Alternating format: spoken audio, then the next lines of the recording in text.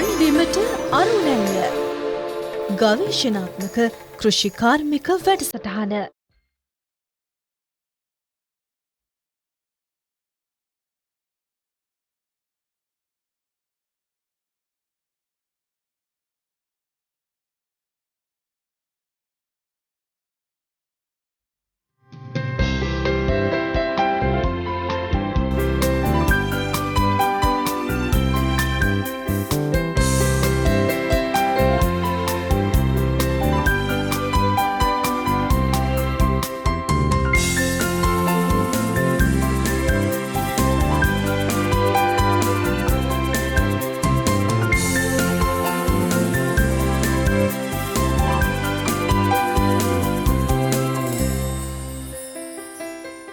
රටට බත සපයන වීගොවිතැන. වීගොවිතැනේ ඵලදායීතාව පිළිබඳව රන්බිමට අරුණැල්ල වැඩසටහනින් අපි වැඩසටහන් රැසකදී කතා බහ කරලා තිබෙනවා.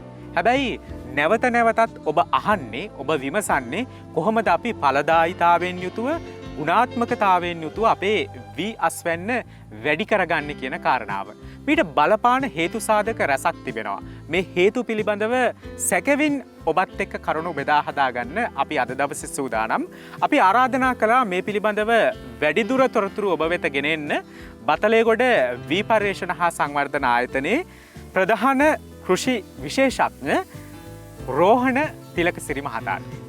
වී වගා කරන ගොවි මහත්තුරු මේ වී වගාවෙන් බලාපොරොත්තු වෙන්නේ උපරිම අස්වැන්න. ඒ කියන්නේ ඇත්තටම මේකට බලාපොරොත්තු වෙන්නේ මේකේ ලාභය වැඩි කරගන්න. එහෙමනම් මේ වී වගාවේ ඵලදායීතාවය වැඩි කරන්නේ කොහොමද? ඇත්තටම මේක තමයි වැදගත් දෙයක්. කාරණා දෙකකින් වැදගත් වෙනවා. එක් කාරණයක් තමයි මේ වගා කරන ගොවි මහත්තයා වැඩි අස්වැන්නක් අරගෙන එයාගේ ආදායම් තත්ත්වය දියුණු කරගන්න එක. ඒක තව පැත්තක් තමයි රටක් වශයෙන් ගත්තාම අපේ රටේ ජනගහනය වර්ධනය වෙනකොට මේ වැඩි වෙන ජනගහනයට අපිට ආහාර සපයන්න තියෙන මේ සීමිත කුඹුරු ඉඩම් වලින්. දැන් ඒතර අපි කවුපි, මුං, ඒ වගේම බීලුණු, රටකජු, උඳු, බඩේරුඟු, මිරිස් මේ වගේ භෝග අපිට වගා කරන්න සිද්ධ වෙලා තියෙනවා රටේ අවශ්‍යතාවය සපිරීම සඳහා. මේ සඳහාත් අපිට ඉඩම් අවශ්‍යයි. එසේනම් ඒ ඉඩම් ලබා ගන්න වෙන්නේ අපිට මේ කුඹුරු ඉඩම් වලින්ම තමයි. මොකද ලංකාවේ වගා කිරීම සඳහා තියෙන උචිතම ඉඩම් සහ වාරි පහසුකම් තියෙන ඉඩම් වී වගාවත් එක්ක තමයි තියෙන්නේ. එhmenan අපිට කිසියම් ආකාරයකට වී වගාවේ ඵලදායීතාවය වැඩි කරලා මේ ඉතුරු ඉඩම් භාවිතා කරන්න සිද්ධ වෙනවා අනිත් වගා වලට. ඒ අතර අපේ ප්‍රධාන ආහාරය වන බත සපයන මේ වී වගාව ඵලදායී තත්ත්වය රැක ගන්න ඕනේ. මෙන්න මේක කරන්නේ කොහොමද? අපි දකිනවා බොහෝ වෙලාවට අපේ ගොවි මහතුරු මැසිවිලි නගනවා. මෙච්චර පෝර දැම්මා, මෙච්චර වේදම් කරා, මෙච්චර අපි තෙල් බේත් වේදම් කරා. හැබැයි අස්වැන්න අඩුයි. වියදම් වැඩි අස්වැන්න අඩුයි. මෙන්න මේකට අපිට උත්තර තියෙනවද? දීර්ඝ කාලයක් වී පර්යේෂණ හා සංවර්ධන ආයතනය කරන ලද පර්යේෂණවල තොරතුරු ඇසුරෙන් අපි මේ සඳහා පැකේජ් එකක් නැත්නම් වැඩපිළිවෙලක් සකස් කරා. මේක ප්‍රධාන අංග 8ක් තියෙනවා. මේ ප්‍රධාන අංග 8 හොඳ අවබෝධයක් ඇතුව මෙන්න මේ අංග 8 අනුගමනය කරොත් ලංකාවේ ඕනම ප්‍රදේශයකින් අපිට පුළුවන් ඉහළ අස්වැන්නක් ලබා ගන්න. ඒක තමයි සාර්ථක වී වගාවක පදනම. පළවෙනි අංගය තමයි විධිමත් බිම් සකස් කිරීම. මම මේ ගැන විශේෂයෙන් සඳහන් කරන්නේ අපේ ගොවි මහතුරු නොසලකා හරිනම දෙයක් බවට මේක පත් වෙලා තියෙනවා.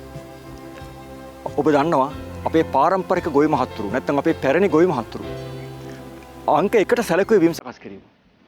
වැස්සක් දෙකක් ගිය ගමන් හරක බෙදලා නගුල අරන් වෙලට බැස්ස අපේ ගොවි මහත්තයා. බහැලා බින්හීය හැවා. නැත්නම් අපිට පුරන්හීය හානවා කියලා. මෙන්න මේකට පළවෙනි තැන දුන්නා. ඊළඟට මේක කරේ වතුර බැඳගෙන නෙවෙයි. පසේ තිබුණු තෙතමනයත් එක්ක. ලස්සන්ට පස් පිරෙල්ල කපලා ඉපනැල්ල යට කරලා දැම්මා. මෙහෙම යට කරාම රෝග පලිබෝධ ටිකත් පාලනය වුණා. වල් ටිකත් හොඳට පාලනය වුණා. සතියක් දෙකක් මේක කුඹුරේ මෙහෙම තිබ්බා. ඊළඟට වැස්සට පස්සේ වතුර පිරුණාම මේ තනකොළ හොඳට කුණු වෙලා මඩ වුණා. මේක අපි වෙනස් කරගත්තා. අපේ ගොවි මහතුරු පහසුවෙන්ම හරක අයින් කරලා ට්‍රැක්ටරයට ගියා. ට්‍රැක්ටරයත් එක්ක නොමිල දෙනවා රොටවේටරයක්. මේ රොටවේටර එක හදලා තියෙන්නේ පළවෙනි බිම් සකස් කිරීමට නෙවෙයි. අවාසනාව මේ ට්‍රැක්ටරෙත් එක්ක දීපු මේ රොටවේටරේ අපි පළවෙනි බිම් සකස් කිරීමට පාවිච්චි කරා. මේක නිසා අපිට උද්ගත වුණා ප්‍රශ්න වැලක්. ඒ නිසා මම මේ අවස්ථාව විශේෂයෙන් සඳහන් කරන්නේ පළවෙනි බිම් සකස් කිරීම කෙරෙහි දැඩි අවධානයක් යොමු කළ යුතුමයි. ඒක තමයි අත්තිවාරම් වී වගාවේ සාර්ථක වගාවක අත්තිවාරම්. දෙවෙනි කාරණය තමයි සුදුසු ගුණාත්මක බිත්තර වී භාවිතා කරන. බිත්තර වී කිව්වහම මොනවා හරි වී බිත්තර වී වෙන්නේ නැහැ. බිත්තර වී තෝරගන්නකොට අංක 1 සලකන්න ඕනේ. තමන්ගේ ප්‍රදේශයට ගැලපෙන වී වර්ගයක් තෝරගන්න. ප්‍රදේශයේ පස ගැන සලකන්න ඕනේ. පස කුමන ආකාරයේ පසක්ද? ලවණතාවයේ තියෙනවද? යකඩ විශේෂමද? මොකද වී පරීක්ෂණ හා සංවර්ධන ආයතනයේ අපේ එතන පරීක්ෂණ ජාලය විසින් ඔබ දන්නවා බතලගොඩ වී පරීක්ෂණ ආයතනය තියෙනවා. ලබුදුව වී පරීක්ෂණ ආයතනය තියෙනවා. අම්බලන්තොට වී පරීක්ෂණ ආයතනය තියෙනවා. බෝම්බුල වී පරීක්ෂණ ආයතනය තියෙනවා. මෙන්න මේ ප්‍රධාන වී පරීක්ෂණ ආයතන 4 හදන වී වර්ග හදලා තියෙන්නේ එක් එක් ප්‍රදේශවලට ගැලපෙන වී වර්ග. එක් එක් ගැටළු වලට ගැලපෙන වී වර්ග. ඒ නිසා ප්‍රදේශයට ගැලපෙන ජල පහසුකම් තියෙන ක්‍රමයට ගැලපෙන කන්නේට ගැලපෙන පසට ගැලපෙන වී වර්ගයක් තෝරගන්න ඕනේ. ඒක ඉතා වැදගත්. ඊළඟට මේකේ ගුණාත්මක බිත්තර වී වෙන්න ඕනේ. ගුණාත්මක බිත්තර වී කියලා කියන්නේ මොනවා හෝ වී නෙවෙයි. ඒක විශේෂ ලක්ෂණ තියෙනවා. පැලවීමේ ප්‍රතිශතය 85ට වඩා වැඩි වෙන්න ඕනේ. ග්‍රෑම් 500ක් අපි බිත්තර වී ගත්තොත් ඒක වල්ලට 10ට වඩා අඩු වෙන්න ඕනේ. ඒ වගේම තෙතමනේ 13ට වඩා අවම වශයෙන් 13ක තියෙන්න ඕනේ. වෙනත් භෝග මිශ්‍ර වී නැති වෙන්න ඕනේ.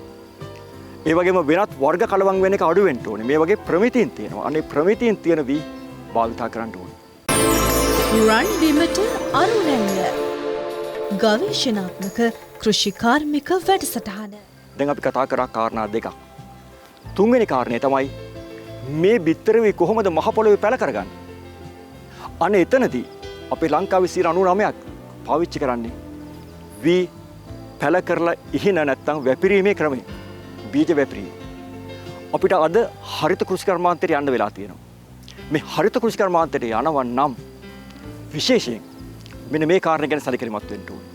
අපි සාමාන්‍ය පරිදි වී වැපරුවොත් අපි කරන්නේ කුඹුරේ පසේ තියෙන ජලය හොඳට බැස යන සලස්සලා පෝරු ලෑල්ලෙන් හොඳට පාත්තියක් හදලා මේක උඩට අපි පැල කරපු වී හින. අමතක කරන්න එපා. මේ වී සමග තියෙනවා වල් ඇට. බජිරි, කොජිරි ආදී නොඑක් වල් ඇට. මාරු ආදී වල් ඇට. පසේ තියෙනවා මේ වල් ඇට. මේවට අපි කියන්නේ පස කියන්නේ වල් ඇට බැංකුවක් කියලා. ඕනම අවස්ථාවක පැලවෙන්න පුළුවන්. අන්නේ වල් ඇට පැලවෙන එක වළක්වන එක තමයි නියම පැල සිටුවීමේ ක්‍රමයක තියෙන වටිනාකම. අපි පැරණු දණන් හිටියා තවාණක් දාලා පැල හිටෙව්වොත් වල් හැදෙන්නේ නැහැ කියලා. වල් පාලනය කරන්න ලේසියි කියලා. නමුත් සාමාන්‍ය ක්‍රමයට අපි තවන් දාලා පැල හිටවන්න ගියොත් ලොකු වියදමක් යනවා. ඒ නිසා අද කෙටි ක්‍රම තියෙනවා. පැල හිටවීමේ යන්ත්‍ර තියෙනවා. ඒ වගේම විශේෂ ක්‍රමයක් තමයි පැරෂුට් තාක්ෂණය. මේ පැරෂුට් ක්‍රමයත් අපිට මෙන්න මේ කියන අභියෝග ජය ගන්න. වීවගාවේ තියෙන වල් පාලනය කිරීමේ තියෙන ගැටලුවෙන් ජය ගන්න තියෙන හොඳම තාක්ෂණයක්. එහෙමනම් තුන්වෙනි කාරණේ හැටම සඳහන් කරන්නේ සාර්ථකත්වයේ කෙරෙහි වැපිරීම වෙනුවට පැල සිටුවීමට යන්න කියලා. දැන් අපි කාරණා 3කින් සම්පූර්ණයි. හතරවෙනි කාරණේ තමයි මේ ශාස්ත්‍රයේ කොහොමද වල් මර්ධනය කරන්නේ. දැන් වල් මර්ධනය කිරීම සඳහා ඕන කරන මූලික අංග 3ක් අපි අරන් තියෙනවා. බිම් සකස් කිරීමෙන් වල් මර්ධනය කරගත්තා. ගුණාත්මක බිත්තර වී භාවිතා කිරීමෙන් වල් ඇට ශාස්ත්‍රයට එන එක අඩු කරගත්තා. සහ නිවැරදි ශාස්ත්‍ර සංස්ථාපන ක්‍රමයෙන් වල් පැලවෙන එක අඩු කරගත්තා. තවත් වල් ඇට තියෙන්න පුළුවන්. තවත් වල් කොතනින් හෝ පැලවෙන්න පුළුවන් මේ සියල්ලක්ම කරත්. අනේ නිසා ශාස්ත්‍රය පරීක්ෂා කරලා තනක දෙකක ගහක් දෙකක් හෝ අපි දැක්කොත් අපිට පුළුවන් අන්න එක ගලවල ඉවත් කරන්න. ඒ වගේම අපිට පුළුවන් ජල පාලනය මගින් මේ වල්ලට පැලවෙන එක වළක්වන්න. දැන් මේ වල් කළමනාකරණයත් ඉතා වැදගත් සාර්ථක වී වගාවක් සඳහා. වල් පාලනය දුර්වල වුණොත් ගොයම් ගස දුර්වල වෙනවා. සරල උදාහරණයක් කිව්වොත් අපි ආහාර ගන්න අපේ ශරීරයේ වර්ධනයට. හැබැයි පණුවම අවුරු තිබොත් වෙන්නේ අපි කන කෑම එකට අල්ලන්නේ නැහැ. මේක කවුරුත් දන්න දෙයක්. එතකොට ඒ පණුව විසින් කරන්නේ මොකද්ද? අපේ බඩේ ඉන්න පණුව අපි කරන්නේ අපි ගත්ත ආහාර මේ පණුව අපෙන් ගන්නවා. අපේ පෝෂණය යා ගන්නවා. ඒ වගේ තමයි මේ වල් ගහත් ගොයමට ලැබෙන්න තියෙන පෝෂණය පසෙන් ගන්නවා. ගොයමට හැදෙන්න තියෙන පඳුරු දාන තියෙන ඉඩකඩ අහුරනවා. ගොයමට ආහාර නිෂ්පාදනය සඳහා ලැබෙන සූර්යාලෝකය වළක්වනවා. මෙන්න මේ නිසා නිෂ්පාදනයේ පහළ බහිනවා. ඒ නිසා වල් වර්ධනය අතිශයින් වැදගත්. දැන් අපි යනවා ඊළඟ කාරණයට. ඊළඟ කාරණය තමයි ජල කළමනාකරණය. වී වගාවේ විශේෂයි මේක. අපේ බොහෝ ගොවි මහතුරු හිතාගෙන ඉන්නවා වී කියන්නේ ජලජ ශාකයක් කියලා. මම පැහැදිලිව කියන්න ඕනේ වී කියන්නේ ජලජ ශාකයක් නොවේ. වී කියන්නේ අර්ධ ජලජ ශාකයක්. ජලය බැද තබා ගන්න තත්ත්වයක් යටතේ ජීවත් වෙන හැකියාව තිබුණට ගොයම් ගහේ ප්‍රශස්ත වර්ධනයක් සඳහා නම් ජලය තියෙන්න ඕනේ. පසේ තෙතමනය තියාගන්න පමණයි. පසේ ප්‍රමාණවත් තෙතමනය තියාගන්න විතරක් ජලය තිබුණොත් ගොයම් ගහේ වර්ධනයට ඒක තමයි ප්‍රශස්තම තත්ත්වය. එහෙනම් අපි ඇයි ජලය බැද තබා ගන්නේ? මේ ජලය බැද තබා ගන්නේ ප්‍රධාන වශයෙන් වල් පාලනයට. දෙවනි එක මුර ක්‍රමයට ජලය දෙනකොට එක් මුරයකින් ඉඳන් අනෙක් මුරය දක්වා යන කාලය තුරදී වියලීම වළක්ව ගන්න තමයි අපි ජලය බැද තබා ගන්නේ. ඒ නිසා මම විශේෂයෙන් අපේ ගොවි මහතුරුන්ට කියනවා අඟල් දෙකකට වඩා උසට ඔබ කුඹුරේ ජලය බැඳ තබා ගත්තොත් ගොයමට ඒක අවාසියක්. ගොයමේ වර්ධනයට අවාසියක්. පඳුරු දැමීම අඩු වෙනවා. මුල් වලට ශෝෂණය කරගන්න බැරුව යනවා. ඒ නිසා අධික ලෙස තණ්හාවට ජලය බැඳගෙන පහළ ඉන්න ගොවි මහත්තයට ජලය දෙන්නේ නැතුව අපි දන්නවා සමහර අය නියර උඩින් වතුර යන්න බැඳගෙන අවස්ථා. ඒකට අපි කියන්නේ තණ්හාය ජායති ශෝකෝ කියලා. ඒ නිසා Tamanටත් අවාසියක් අනුන්ටත් අවාසියක්. ඒ නිසා විධිමත් ජල කළමනාකරණය ඉතා වැදගත්.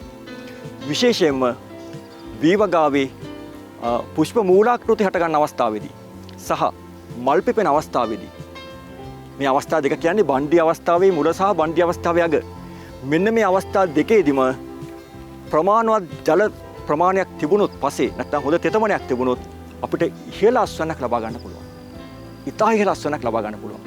නැත්නම් කුඩා කරල් හැදෙනවා. බීජ සංඛ්‍යාව අඩු වෙනවා. සහ මල් පිපෙන අවස්ථාවේ තෙතමනය අඩු වුණොත් ඒ වෙලාවේදී වෙන්නේ කරල් බොල් වෙනවා. ලොකු කරලක් තියෙයි හැබැයි ගොඩක් බොල් වෙලා තියෙන්නේ. පරාගණය අඩු වෙලා. මෙන්න මේ කාරණා නිසා කළමනාකරණය කියන කාරණය වීවගාවේදී ඉතා වැදගත්. ඊළඟ වැදගත් කාරණය තමයි නිවැරදි පෝෂක කළමනාකරණය.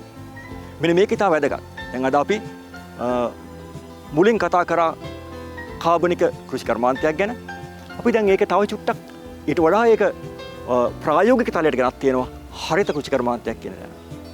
මම හිතන්නේ ඒක ඉතා වැදගත් කතාවක්. අපි පෝෂක කළමනාකරණය කෙරෙහි දැඩි සැලකිල්ලක් දක්වන්නට ඕනේ. සාමාන්‍යයෙන් ඕනෑම භෝගයක් පසෙන් ලබා ගන්නවා ප්‍රධාන වශයෙන් පෝෂක වර්ග 16ක්. මේ වර්ග 16න් වැඩිපුරම ලබා ගන්න වර්ග තුනක් තමයි නයිට්‍රජන්, ෆොස්ෆරස් සහ පොටෑසියම්. මෙන්න මේ පෝෂක පසට ලබා දීම අත්‍යවශ්‍යයි. ඔබ දන්නවා සාමාන්‍යයෙන් අපි ගත්තොත් වනාන්තරයක අපි පෝර යොදන්නේ නැහැ. ඒක කවුරුත් දන්න කාරණයක්. වනාන්තරයට පෝර යොදන්නේ නැත්තේ වනාන්තරයක පළදාවක් කවුරුවත් නෙලා ගන්නේ නැති නිසා. දැන් උදාහරණයක් වශයෙන් ගත්තොත් සිංහරාජ වනාන්තරයේ ලස්සනට ගස් හැදෙනවා. හැබැයි අපි ඒකට පෝර යොදන්නේ නැහැ. හේතුව එහෙන් පළදාවක් ඉවත් කරන්නේ නැති නිසා. ගස් කොළන් වල හැදෙන කොළ, ඒවේ හැදෙන ගෙඩි, සතුන් කෑවත් සත්තු ඉන්නේ පරිසරය ඇතුලේ. ඒව නැවත ප්‍රතිචක්‍රීකරණයක් සිද්ධ වෙනවා. ඒ නිසා පෝෂක පසෙන් ඉවත් වෙන්නේ නැහැ. නමුත් අපි මේ අපේ කුඹුරක මොකද කරන්නේ? යල කන්නේ සහ මහ කන්නේ ධාන්‍ය තොගයක් අස්වැන්න හැටියට ඉවත් කරනවා. මෙන්න මෙහෙම ටොන් එකක් අයින් කරනකොට ඒ ටොන් එකක් අයින් කරද්දී ඉවත් වෙන නයිට්‍රජන්, ෆොස්ෆරස්, පොටෑසියම් අනිවාර්යෙන් අපි පසට සැපිය යුතුයි. ඒ සපයන්නේ රසායනිකවද කාබනිකවද කියන කාරණේ ශාකය දන්නේ නැහැ. ශාකයට වැදගත් වන්නේ පෝෂක ප්‍රමාණය පමණයි. එහෙමනම් ඒ පෝෂක ප්‍රමාණය නිවැරදිව සැපියොත් ඒ අස්වැන්න ලබා ගන්න පුළුවන්. උදාහරණයක් හැටියට ටොන් එකක අස්වැන්නක් ලබා ගන්නකොට නයිට්‍රජන් කිලෝග්‍රෑම් 18ක් ධාන්‍යත් එක්ක ඉවත් වෙනවා. තවත් නයිට්‍රජන් කිලෝග්‍රෑම් 4ක් පිදුරුත් එක්ක තියෙනවා. ෆොස්ෆරස් කිලෝග්‍රෑම් 4ක් ධාන්‍යත් එක්ක අයින් වෙනවා. එකක් විතර පිදුරුත් එක්ක ඉතුරු වෙනවා. මෙන්න මේ ආකාරයට පොටෑසියම් ගත්තොත් ධාන්‍යත් එක්ක කිලෝග්‍රෑම් 5ක් අයින් වෙනවා. 15ක් විතර පිදුරුත් එක්ක තියෙනවා. මෙන්න මේ විදිහේ සංකලනයක් තමයි මේ පෝෂක කළමනාකරණයේ තියෙන්නේ. ඒ නිසා අපි ධාන්‍ය වශයෙන් ඉවත් කරන ප්‍රමාණය වැඩි වෙන්න පසට සැපිය යුතු පෝෂක ප්‍රමාණය වැඩි වෙනවා. මෙන්න මේක කළමනාකරණය කර ගැනීම ඉතා වැදගත්. හොඳ අස්වැන්නක් ලබා ගන්න. රන් බිමට අරුණැල්ල ගවේෂණාත්මක කෘෂි කාර්මික වැඩසටහන. ඊළඟ කාරණය තමයි රෝග හා පලිබෝධ පාලනය. අපි මේ සියල්ලක්ම කරද්දී අපි ඇත්තටම මම මේ කියපු කලින් කාරණයටත් මේ දැන් කතා කරන කාරණයටත් අපේ ගොවි මහතුරුන්ගේ තිබ්බ වැරදි ආభాෂයන්. නැත්නම් වැරදි හැඩගැසීම්. බොහෝ දෙනෙක් හිතන් හිටියා මේ කුඹුරට යූරියා වැඩියෙන් දාපුවම අස්වැන්න වැඩියෙන් ගන්න පුළුවන් කියලා. ඒක ඇත්තටම ගොයමට අපි කරපු බරපතල අවාසියක්. සහ රටේ සම්පත් නාස්තියක්. සමහර අයට අපි මීට කලින් දැන් මේ කාබනික සංකල්ප එන්න කලින් අපේ තිබ්බේ රසායනික පෝර භාවිතය. එතනදී රජයේ විසින් පොහොර ලබා දුන්නේ අවස්ථා 4ක යොදන්න. සති 2න් 4න් 6න් 8න්.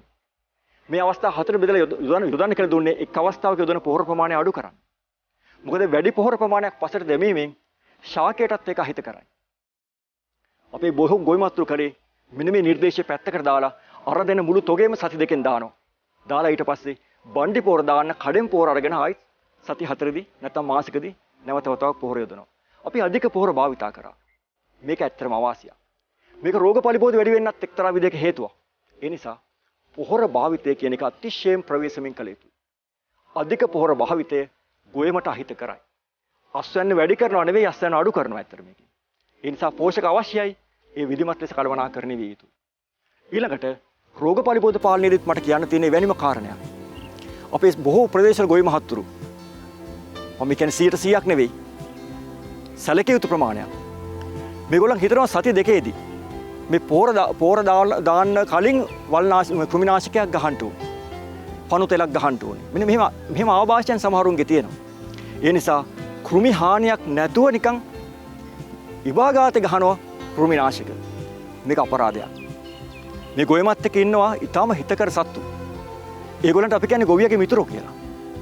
මේ ගොයමේ අපි වල්නාශක කෘමිනාශක ගහන්න නැති ගොයමක් පරීක්ෂා කරොත් මේකේ ඉන්නවා මකුළුව සංහතියක්. ඒ වගේම ඉබිකුරුමිනිය, බත්කූරෝ, ජලය මත ජල උරුකාරයෝ, ජල පදිකයෝ. ඒ වගේම විවිධාකාරයේ කෘමීන් ඉන්නවා අපිට හිත කරයි. මෙන්න මේ අය ආරක්ෂා කරන අපේ වැදගත් වගකීමක්. ඒක තමයි පලිබෝධ පාලනයේ වැදගත් මූල ධර්මයක්. ඒකාබද්ධ පලිබෝධ පාලනය. ඒ නිසා මේ හරිත කෘෂි කර්මාන්තයේදී ඒකාබද්ධ පලිබෝධ පාලන ප්‍රවේශය ඉතා වැදගත්. ඒ නිසා ඔබට කිසියම් විටකදී නොකර බැරි අවස්ථාවක් ආවොත්, අධික වසංගත තත්වයක් ආවොත්, ඒ අදාළ ස්ථානයට අදාළ කෘමිනාශකයක් පමණක් මිලදීගෙන යෙදීම තමයි වඩා සුදුසු දේ. එහෙම නැතුව ඉවක් බවක් නැතුව ආවට ගියාට කෘමිනාශක ගහන එක නෙවෙයි. ඇත්තටම අපේ කෘෂි කර්ම දෙපාර්තමේන්තුවේ හැටියට කනගාටු වෙන්නට ඕනේ.